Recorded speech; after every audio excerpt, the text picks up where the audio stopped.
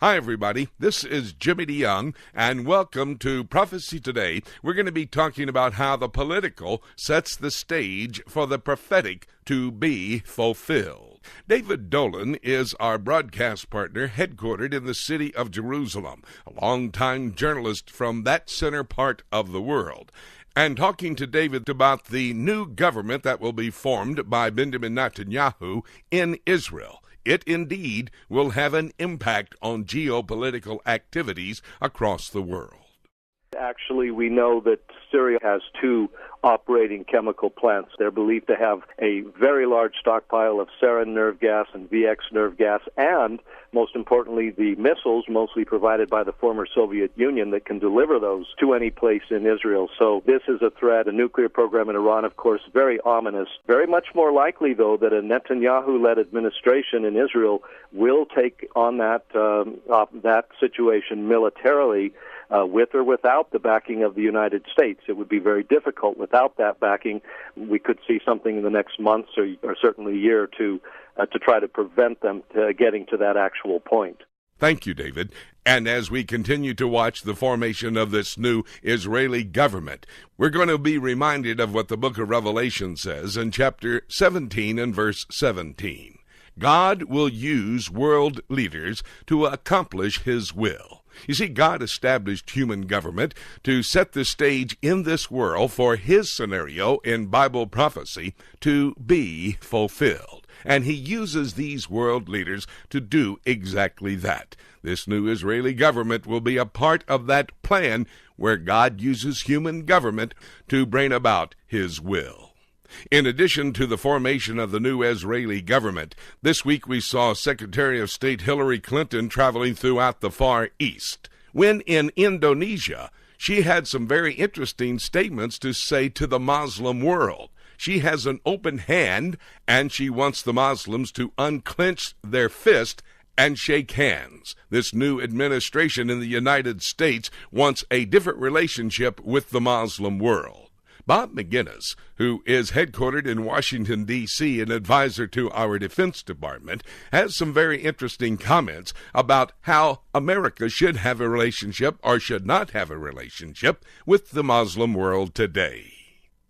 President Obama spent 4 years of his young life in Indonesia, and Hillary Clinton has added that I suppose, democratic Islamic nation in Southeast Asia to her agenda in order to make a bold statement that the administration wants to reach out and change its tone with regard to the Muslim world. And it's doing that. She's spending a couple of days, or she spent a couple of days talking and visiting with reporters, visiting with the ASEAN, the Southeast Asian Nations Secretariat, the first of our secretaries of state to do that.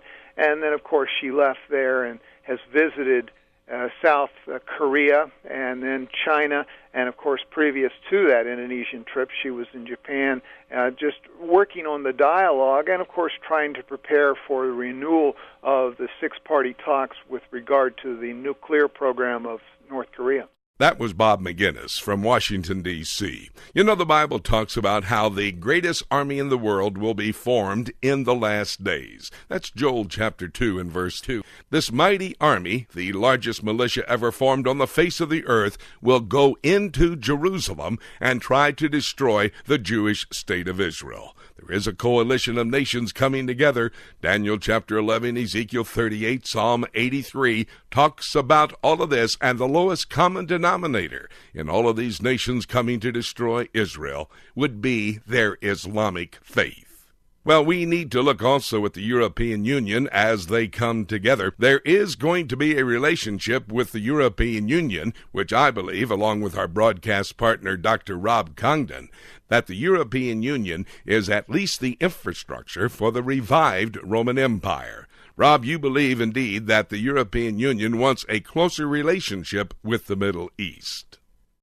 What I am seeing is kind of a wait-and-see attitude. I think what they're watching is, does he unite with Livni's party in a coalition sort of bipartisanship that they think will sort of temper what he will do? If he shifts to mostly the right-side parties, which it would appear he will, they're nervous because they feel that that not only will stop the peace process, which is what they expect to keep moving, but it'll raise tensions, and then Israel will be, in their mind, less controllable in the Middle East and pose a threat through their military actions that will disrupt the whole Middle East. And they're fearful of that.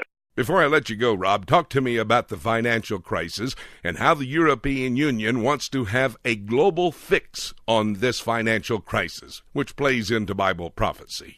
The economics is a major step. The founder of the European Union said it's through economics that the European Union can become the union throughout the world. The fact that now Europe is facing the problems and they are talking about how do we coordinate this, the U.S. is talking about it, and we have people who are very like-minded thinking in terms of world globalization. It's moving that way. Well, when we talk about the European Union and the Middle East, that's Daniel chapter 7, Revelation chapter 17, as we see the revival of the old Roman Empire playing a major part in end-time prophecy. And, of course, the global fix for the financial crisis. That's talking about how the Antichrist, Revelation chapter 13, verses 16 and 17, will cause the world to take the mark of the beast. In other words, a global structure financially to bring us out of this crisis. Revelation chapter 18 says that this economic power center will be headquartered in the city of Babylon, which is modern-day Iraq. One final comment from one of our broadcast partners, that's David Wilder. He is in Hebron, the oldest Jewish community in the history of the world that dates back some 4,000 years ago to the times of Abraham. There are those Jews that believe they should be living in that land that God has given the Jewish people. They call them the Jewish settlements. There's over 200 of them, and 500,000 people live out in the area of Judea and Samaria.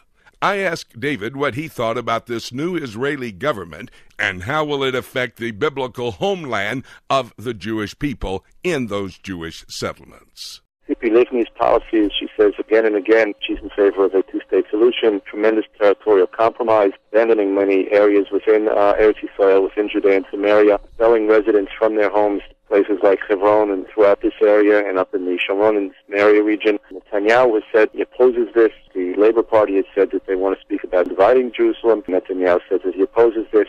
What could very well happen is, if Netanyahu does form such a government, basically they'll neutralize each other. Nobody will be able to do anything because they'll all prevent the other one from taking any kind of decisive action. But on the other hand, we're really not looking for that. We much prefer to see a smaller coalition without these left-wing parties in.